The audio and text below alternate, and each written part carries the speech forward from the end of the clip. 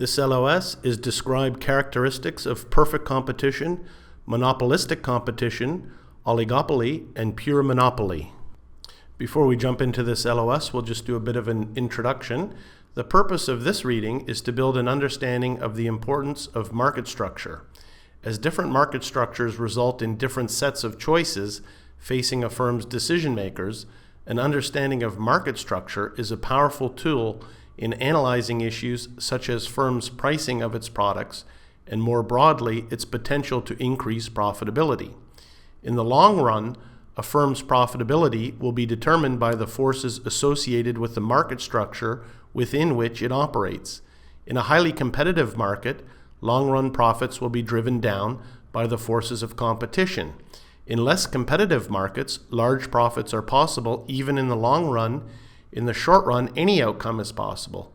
Therefore, understanding the forces behind the market structure will aid the financial analyst in determining firms' short and long-term prospects.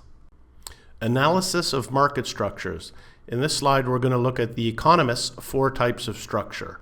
So here we have perfect competition, number 1. Number 2 is monopolistic competition. Number 3 is oligopoly. And 4 is the monopoly. Okay? So we'll start with the perfect competition. That would be, the characteristics would be large number of firms, homogeneous product, let's like Pepsi or Coke, single producer unable to influence market prices. Moving to monopolistic competition, there's still a large number of firms, but there's product differentiation. Okay? Moving to oligopoly, it's a small number of firms, high barriers to entry, non-price competition, and interdependence of firms, e.g. retaliation. Okay, that might be something like a gas stations, gasoline distribution in some countries. And finally, we have a monopoly where it's a single firm, exercises power in pricing and output, and there's restricted entry. So in Canada in the old days, for example, in some provinces, the telephone company was basically a monopoly. There was one single telephone firm, okay, providing telephone services. They had a monopoly on it. So the pricing is controlled and also sometimes regulated. So a financial analyst must understand the characteristics of market structure in order to better forecast a firm's future profit stream. And that's really the key point, because when we're looking at fundamental analysis, it's from the top down. We're looking at the economy, then we're looking at the industry, then we're looking at the individual companies, okay? And so we need to understand the global macro situation, but then as we move into the industry and company analysis, then we need to understand the market structure in order to, the bottom line is we're going to be forecasting a P&L statement or an income statement to do evaluation. We have to understand the market structure. What are some of the forces that could impact that forecasted profit or loss income statement? Continuing with our analysis of market structure, now we're going to look at 5 factors that determine market structure.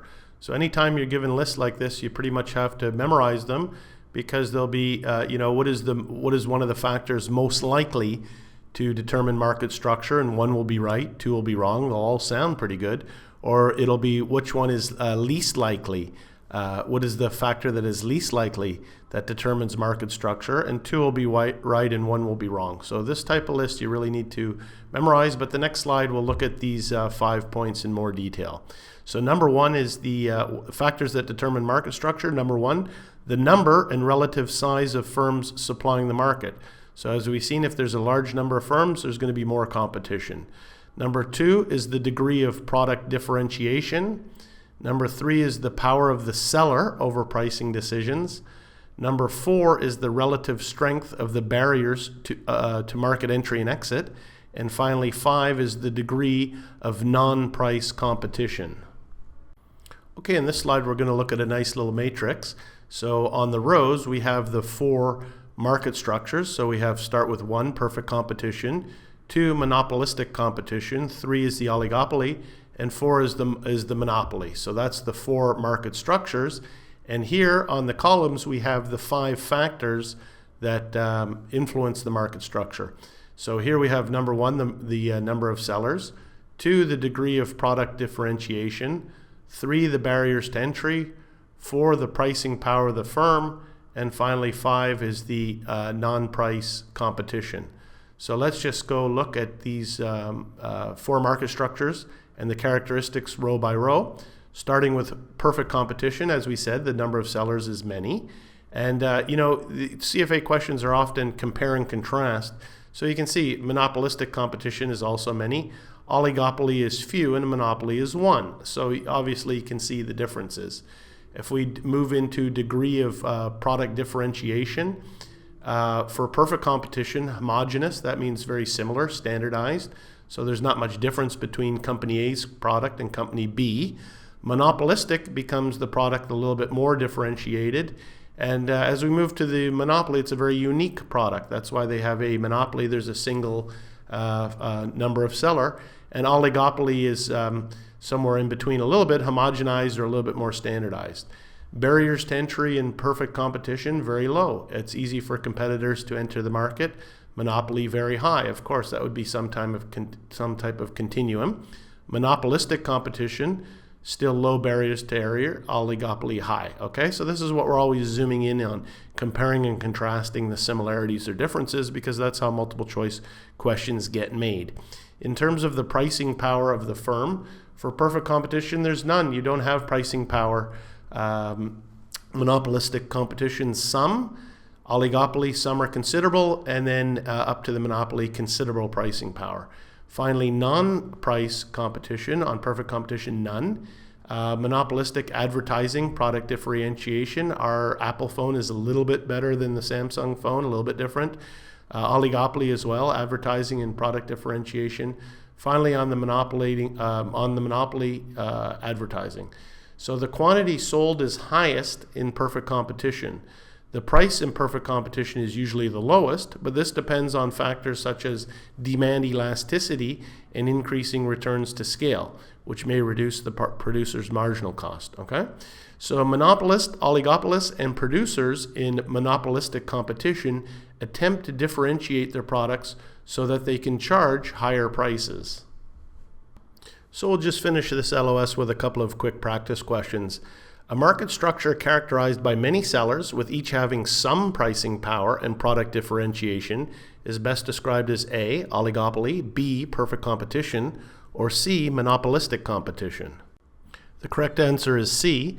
Monopolistic competition is characterized by many sellers, differentiated products, and some pricing power. So you can see I included the matrix again, and I highlighted in green. This is the perfect type of CFA question that you can see without having kind of memorized or practiced. It's easy to maybe have to think twice or perhaps even have to guess. So you see this is the level of memorization that you need to do. For monopolistic competition, many sellers, the product is differentiated. And I think the key word there is some pricing power. When you see that some pricing power, I put that in bold. That was the key to this one, that the characteristics was C, monopolistic competition. So we'll do another practice question. A market structure with relatively few sellers of a homogeneous or standardized product is best described as A, oligopoly, B, monopoly, or C, perfect competition.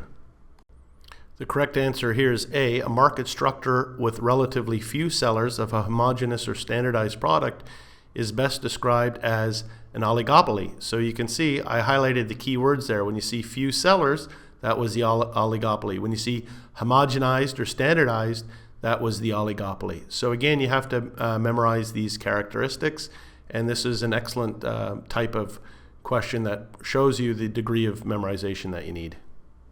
Okay, for this question, you can see it's the least likely, and those ones you have to be very careful with because you're looking for the false there.